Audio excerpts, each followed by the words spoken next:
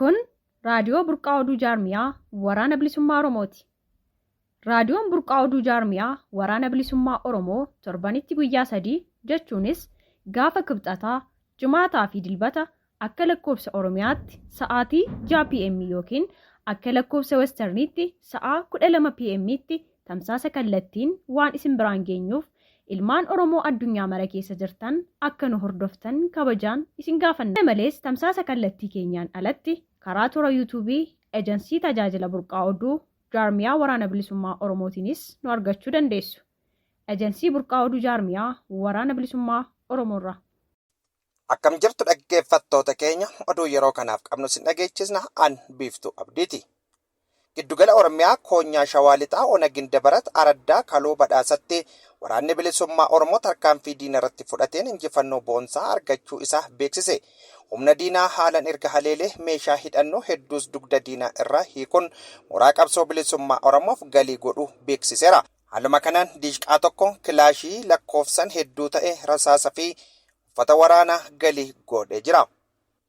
Bifuma wal fakkaatuun Koonyaa Horroo Guduruu Ona Horroo Bulluq magaalaa Haroo Aagaa keessattis waraanni bilisummaa Oromoo tarkaanfii humna diinaa farra riphee lolaa irratti fudhateen hedduu yoo boojuu hedduu du'aaf madoon adabeera.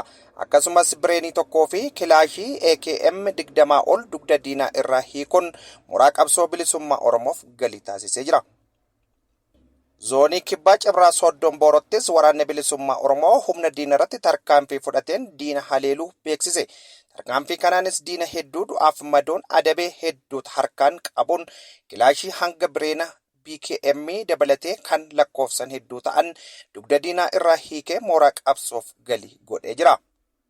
Oduudhuma wal fakkaatuun zoonii Kibbaa Cibraa Sooddoon Booroo godina Booranaa Ona Liiban irraa humni diinaa maqaa sakatta'iinsa waraana bilisummaa Oromoo bobbaate irratti tarkaanfii fudhateen hedduu du'aaf madoon adabeera.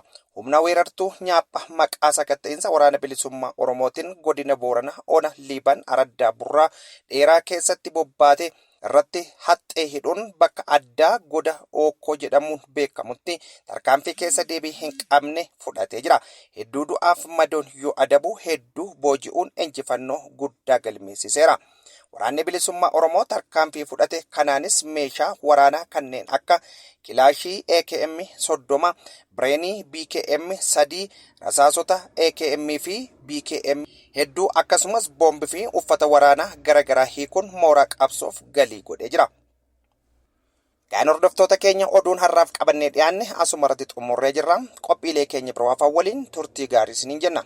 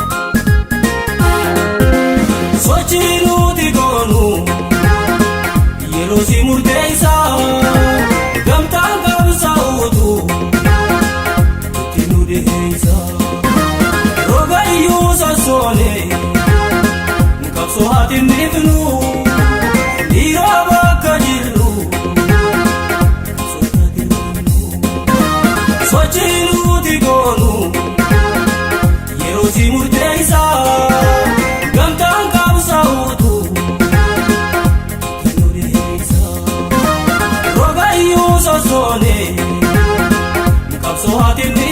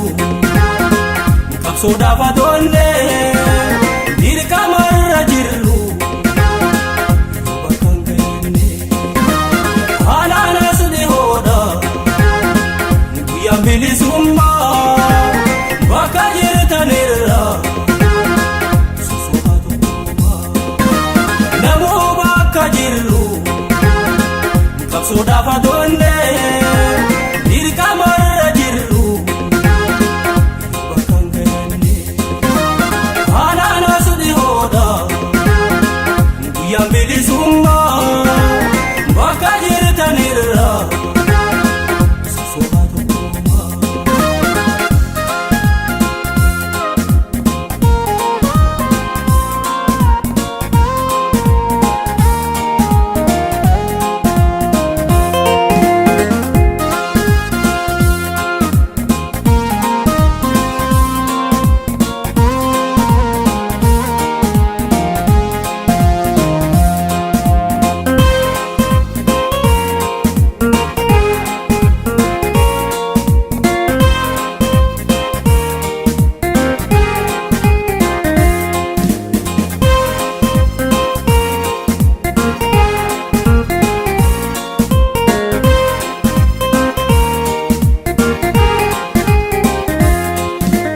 Guyyaan bilisummaa guyyaa kana jennee himachuu hin dandeenyu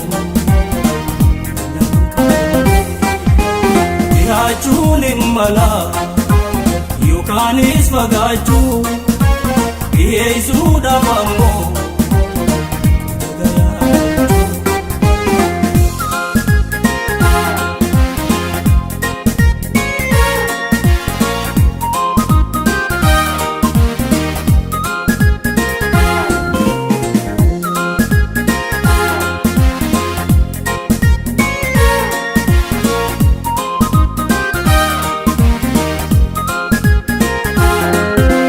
mirgaaf injifannoo qabsoo argamsiisaa diina finciluudhaan bakka dullaaneessaa dhihaachuun isiidha yoo nuti jabaanne falma daaru gayyuu osoo hin eefanne mirgaaf injifannoo qabsoo argamsiisaa diina finciluudhaan bakka dullaaneessaa dhihaachuun isiidha yoo nuti jabaanne falma daaru gayyuu osoo hin eefanne.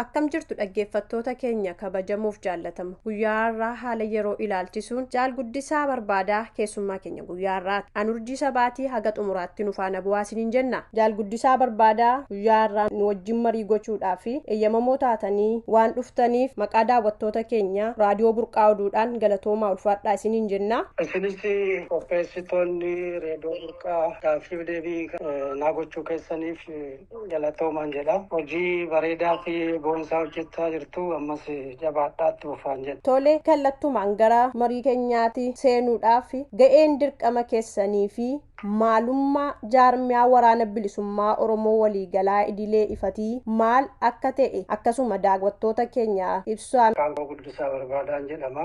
Ga'een hojii koo jaarmaa waraana bilisummaa Oromoo waliigalaa ifatti waajjira dhimmoota waraanaa waliigalaatiif itti gaafatamaa sabquunnamtii waliigalaati dirqamni koo. Jaarmaan waraana bilisummaa Oromoo waliigalaa ifatti kaayyoo fi akeekisaa qabsoo bilisummaa Oromoo mul'ata qabsoo bilisummaa Oromoo hojiiwwan fi caasaalee idilee ifaatti mirkanaa'e arguudha. Akkasumas hojii olaanaa argamsiisuuf gurmaa'insa caasaa fi hojiiwwan itti gaafatamummaa raawwachuudha. Hayyuu fakkeenyi jaarmaa waraana bilisummaa Oromoo waliigalaa ifatti. Jaalguddisaa uggura gabaa fi sochii geejjibaa labsamee jiru irratti tibbana fulbaana 2 labsiin kun ba'eeti kan inni jiru. Jaarmiyaan waraana bilisummaa Oromoo waliigalaa idilee ifatii ejjennoo akkamii qaba? Akka jaarmiyaa keenyatti uggurri gabaa fi geejjibni kun eenyurraa akka ba'e wanti ifatti beekame hin jiru. Kanaaf waamichi qaama hin beekamneen waamame kun uummata keenya gidduutti afaan faajjii uumuudhaa fi hawaasa keenya adda qoodurraa kan hafe bu'aa qabeessa jennee hin yaadnu. Sababni isaas yeroo ammaa kanatti manni keenyi gannarraa gara booqaa birraatti ba'aa jira. Yeroo kanatti tokkoffaa gubaa masqalaa yookaan ayyaana gubaatti adeemaa jira. Akkasumas waggaa waggaatti hawaasni keenyi kan aadaatti baramee jiru irreecha irreeffatuuf deema. Kun immoo yeroo kanatti maaliif akka ta'e nuun galu irreecha kana gufachiisuudhaaf waan yaadan jennee fudhanna. Kanaaf barbaachisummaansaa nutti mul'atu. Sochiin kun yeroo kanatti eenyuun akka ta'e waan hin beekamneef gabaabaadhumatti kun afaan faajjii uumuudhaaf waan godhame nutti fakkaata. Qaamni uggura gabaa kana labsee erga hin beekne afaan faajjii uumuudhaaf erga ta'eeti uummanni maal gochuu qaba? Uummanni keenyi waan kanarraa of eeggachuu qaba. Maannaani mootummaan ammaa aangoorra jiru kun eega aangootti dhufee 2018 irraa qabee uummata keenya ajjeesuu irratti, qe'ee irratti gubuu irratti, ijoollee jalatti ajjeesuu irratti argama. Kanaaf kun tooftaadhuma mootummaati jennee yaadnu uummata keenya ajjeesuudhaaf, qe'ee buqqisuudhaaf waan karoorfate nutti fakkaata. Kanaaf manni keenyi of eeggachuu qaba. Qaamni ibsine kun yeroo kanatti waamicha gochuun maqaa qeerroo bilisummaa Oromooti waamicha gochuun kun uummata keenyaaf balaaf waan saaxiluuf waan nutti fakkaatu manni keenya of eeggachuu qaba. Sababni isaas qeerroon bilisummaa Oromoo kanaan dura qabsoo bilisummaa Oromoo keessatti beekamu sababa adda addaatiin qabsoon irratti lubbuu isaa dhabee qaamatti hir'ate maqaa jijjiirama jedhuun qabsoon isaa harkaa butame qabsoo karaa nagaa gaggeessaa ture irratti abdii kutate kan gara bosonaatti seeneera.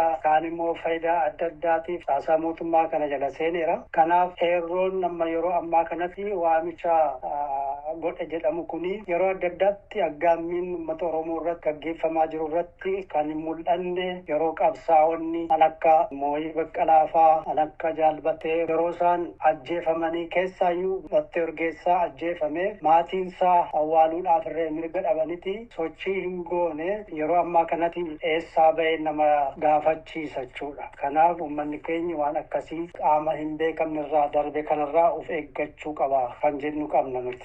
Rakkoo qabsoo bilisummaa Oromoo keessatti mudataa jiru fakkeenyaaf akkuma amma eertan isiniyyuu ajjechaa akkasumas buqqaatii impaayera Itoophiyaatiin uummata irratti raawwatamaa jiru.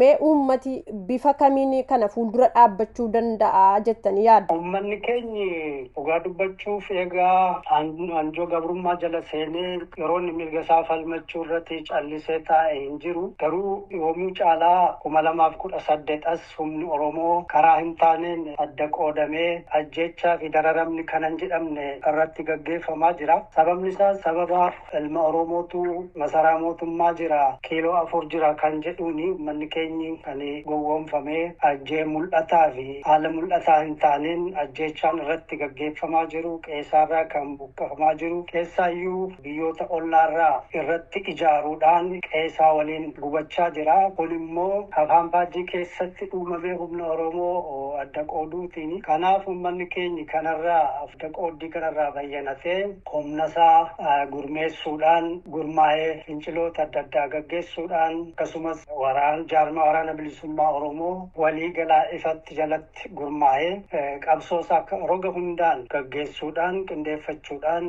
mootummaa duguuggaa sanyii uummata Oromoo irratti gaggeessaa jiru kana Oromoo keessaarraa buqqisaa jiru kana qabsoonni waggaa 50 ol gaggeessee dhaabbatee mirga argate kana harkaa baasaa jiru kana irratti qabsaa'ee bilisummaa uummataa fi walabummaa biyyasaa mirkaneeffachuu qaba jenna nuti jaarmaa waraana bilisummaa Oromoo waliigalaatti. Qeerroon bilisummaa Oromoo labsii kana fakkaatu yeroo maqaa isaatiin ba'u akkamittiin ilaaluu qaba jettu, balaaleffachuu qaba moo deeggaruu qaba jettu sin? Egaa maqaa qeerrootiin nagadamuu hin qabu. Qeerroon haalli kun haala yeroo isaa hin eegganne irratti qaamni hin beekamne yeroo maqaa isaatiin haala akkasii kana labsii gaggeessu kana labsiin kun yoggaa ta'utti mootummaan kun beekamaadha. Mootummaa uummata Oromoo waggaa 5-6 guutuu ajjeesaa ture, garaa jabina tokko malee ajjeesaa ture, dargaggoo karaa irratti ajjeesaa ture, mana hidhaatii baasee ajjeesaa ture. Kana kan uummata kana ajjeesuudhaan maqaa qeerroo bilisummaa Oromootiin labsa buusaa qeerroon bilisummaa haalli kun sirrii akka hin taanee fi maqaa isaatiin akka hin tamsaane yookaan akka hin dabarree uummata keenyaaf ibsuu qaba jechuudha. Maalinnaan gara fuulduraatti qeerroon bilisummaa Oromoonni sirriin yoonni waamicha akkasiirree dabarse uummanni keenyi haala kana qabsoo isaarraa boodatti hafuu waan maluuf qeerroon bilisummaa Oromoo akka qaamni kun bakka san buune miidiyaadhaan yookaan marsarii irratti yaada isaa kennuu qabaa jechuudha. Qaamni ibsa waan hin beekamne. Uummati Oromoo marti immoo labsiin akkasii yeroo maqaa qeerrootiin ba'u akkamittiin wanta kanarraati of qusachuu danda'a? Akkamittiin beeka kan dhuguma labsii kana qeerrootu baase immoo qaama hin beekamnetu baase jedhe akkamittiin adda baafachuu danda'a jedhu? Fakkeenyaaf tokkoffaa karaa jaarmaa waraana bilisummaa Oromoo waliigalaa ifatti haalli kun karaa qeerroo bilisummaa Oromoo akka hin taanee fi qaama hin beekamne ta'uusaa ibsaa jirra. Miidiyaan adda addaas haaluma kanaan waan jiruuf haala miidiyaa irratti deemaa jiru adda baafachuu danda'a uummanni keenya kan jedhu yaada qabna. Yeroo ammaa kana sochiin waraana bilisummaa Oromoo maal fakkaata? Isin mee maalitti jirtu? Akka jaarmaa waraana bilisummaa Oromoo waliigalaa idilee ifatti naannoo Oromiyaa hunda keessatti qabsoon diddaa gabrummaa karaa waraana bilisummaa Oromootiin gaggeeffamaa jira. Kan ammoo sunuu miidiyaan keessan waraanni bilisummaa Oromoo maal akka jiru yeroo adda addaatti gabaasaa jiru. Kanaaf naannoo hundatti qabsoon finiinee gaggeeffamaa jira. Walumaa galatti sochiin faanfaajjiin tokko tokko haa jiraatu. Karaa qaama biraatiin garaagarummaan jiraatus uummanni keenyi maqaa waraana bilisummaa Oromootiin qaamonni socho'an keessaayyuu kan mootummaan bobbaases ta'ee qaamonni adda addaa dararaa uummatarraan gahaa jiraataniyyuu malee waraanni bilisummaa Oromoo haaluma gaarii socho'aa jira. Rakkinoota keessa isaa jirus qulqulleeffachaa tarkaanfii diina irratti fudhatu itti fufee jira jechuudha. Hayyee gara xumuraa irratti hoogganoota adda bilisummaa Oromoo waggaa 4 booda mana hidhaarraa ba'an ilaalchisee yaada isin qabdan jiraa? Hoogganoonni adda bilisummaa Oromoo yeroo dheeraa umurii isaanii ijoollummaattiin mirga saba isaanii kabachiisuudhaaf gammoojjilee Oromiyaa keessaa fi bakka adda addaa keessatti qabsoo gaggeessaa turanii 2018 haala jijjiirama jedhamuun biyya galanii eega dhaabni keenya ganamee mana hidhaatti darbatamanii sababni isaan mana hidhaatti darbatamanii sababa kaayyoo irratti cichoomuurraa fi akka warroota kaanii faayidaa adda addaatiin hin bitamnu jedhaniif hidhaa hin malleenidha kan isaan hidhaa keessa turanii. Hiikamuu isaaniitti baay'ee gammachuu guddaa qabnaa. Sababni isaas jaallan kun gaa 30 oliif biyya isaanii otoo yaadanii maatii isaanii otoo yaadanii qabsoo kanaaf jedhanii adda bahanii turanii akka biyya galaniirree gariin otoo maatiirree hin argin mana hidhaa seenanii achi bahanii maatii isaanii arguun qabsoodhuma kaleessa umurii ijoollummaa isaanii irratti gaggeessan irraarree daangeffamanii turanii. Kanaaf amma bahuun isaanii haamileedhaafis taanaan qabsoo adda bilisummaa Oromootiin karaa nagaatiin gaggeeffamaa jiru kanarree gara fuulduraatti furgaasisuu danda'u kan jennu abdii qabna. Akkasumas jaallan kun hoogganotaa fi qondaalota haa ta'aniyyuu malee miseensonnii fi qondaalonni sadarkaa adda addaarra jiran godina Oromiyaa keessatti bakka hedduutti hidhamanii jiru. Mootummaan kun ammas taanaan hidhamtoonni siyaasaa keessaayyuu miseensonni deeggartoonni adda bilisummaa Oromoo fi dhaabotaan akka KFO warri hidhamanii jiran ammas mootummaan kun haa hiiku. Akkasumas waajjiroonni adda bilisummaa Oromoo fi kan KFO dhufamanii jiran akka isaan qabsoo karaa nagaa gaggeessaniif waajjiroota isaaniirree banuu qaba. Qabeenya jaallanii mootummaan kun yeroo qabutti saamirree deebisuu qaba. Kanaaf jaallan jaallan kun hiikamuu isaaniitti gammachuu guddaatu nutti dhaga'ama. Hunda isaanii irra guddaa warra qaamaanis beeknu warra kaayyoodhaanis waliin turre waanta ta'eef akka dhuunfaattis akka jaarmaa keenyaattis gammachuu guddaan nutti dhaga'ama jaallan kun hiikamuu isaanii. Tolee Jaal Guddisaa guyyaa har'aa haala yeroo ilaalchisuudhaan ibsa bal'aa waan nu laattaniif maqaa hordoftoota keenya raadiyoo Burqaa Oduutiin galatoomaa ulfaadhaa isiniin jenna. Marii keenya guyyaa har'aa kanuma irratti xumurra. Jaalurjii atis akkasumas reedoon Burqaa gaaffiif deebii naa gochuu keessaniif guddoo galatoomaa wayyoomaan jedha. Horaa bulaa deebana.